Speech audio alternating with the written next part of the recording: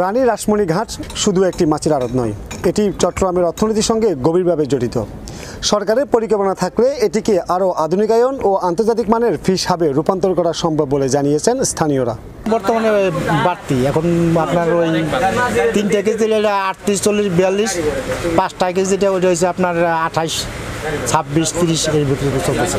রাজমণিঘাটে আমরা অনেক জেলে আছি, কিন্তু এখন যে বাজার আছে এর থেকে আরেকটু পরিবর্তন করলে, আরো সুন্দর করলে অনেক ভালো হয়, আমরাও বেঁচে থাকতে পারি। রানী রাসমণি ঘাটকে কেন্দ্র করে এখানকার অসংখ্য জেলেরা তাদের জীবন জীবিকা নির্বাহ করে।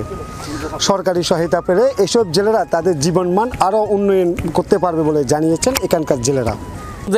এগার যদি বন্ধ থাকে অনেক জেলে মানে অর্থাৎ 10,000 জেলে কষ্ট করিব। এই ঘাটটার নাম কি? রাসমণি ঘাট। এখানে আমরা 3 মাস থাকি। 3 মাস থাকেন। কেমন মাছ পড়ে? মাছ কেবল শুরু প্রত্যাশা অনুযায়ী মাছ পাচ্ছেন কি? না, মাছ কম এখন, আরো বাড়বে বলে কখন বাড়তে পারে? বেশির পরে বাড়বে ইনশাল্লাহ। আমরা মাছ টুকটাক পাচ্ছি, আর এখন যদি মাছ শাক না হয় তাহলে আমাদের চলা খুব কঠিন ব্যাপার হয়ে যাবে।